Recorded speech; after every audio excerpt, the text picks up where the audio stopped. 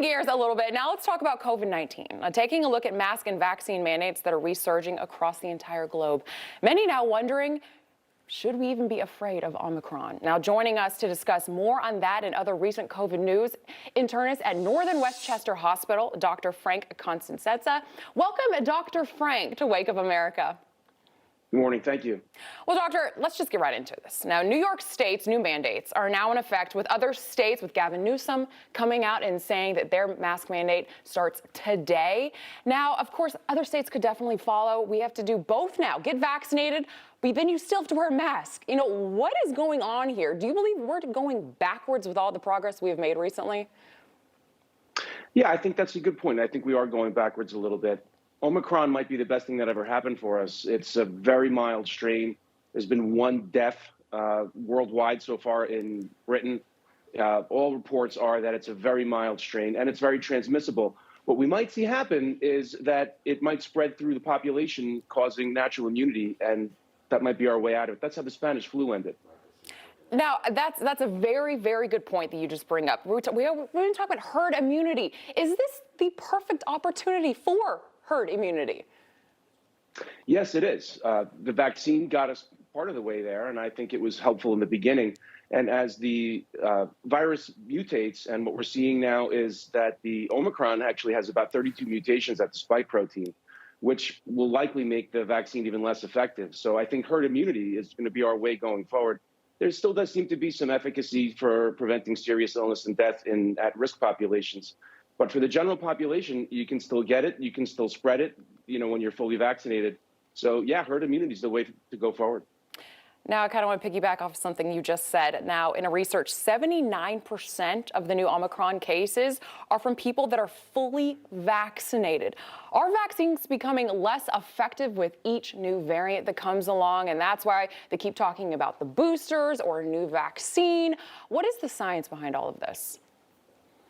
Yeah, viruses tend to mutate as they evolve and go forward. A virus has to transmit itself, and they become more milder as time goes on, too, because if you kill your host too quickly, then it's not a very efficient way to spread yourself.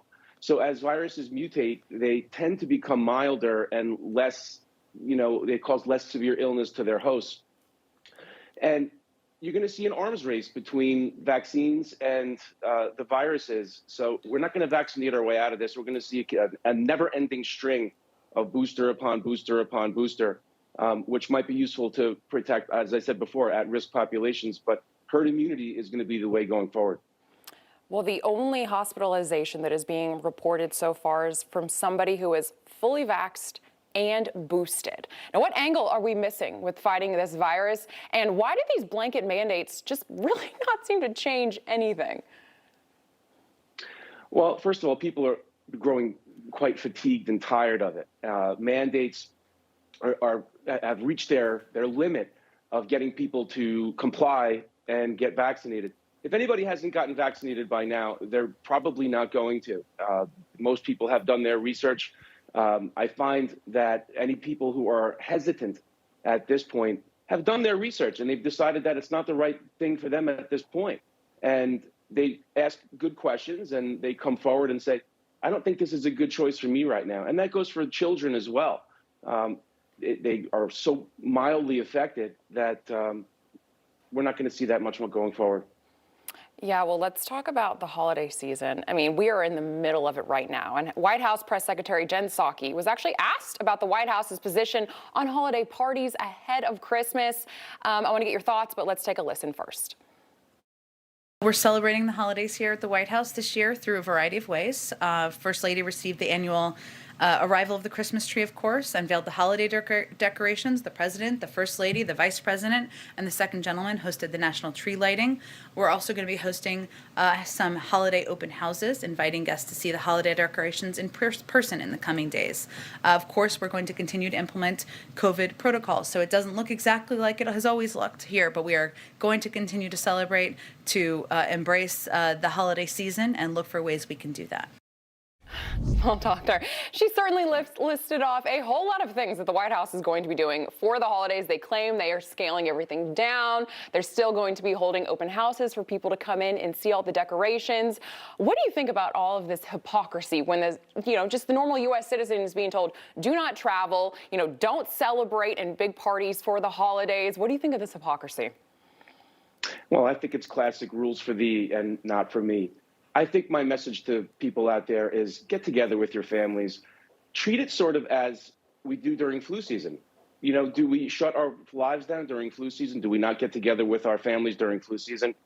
As we see Omicron going forward, I think it's going to turn into the flu. And we have to live our lives. We don't shut our lives down. You got to get together with family. It's been enough now.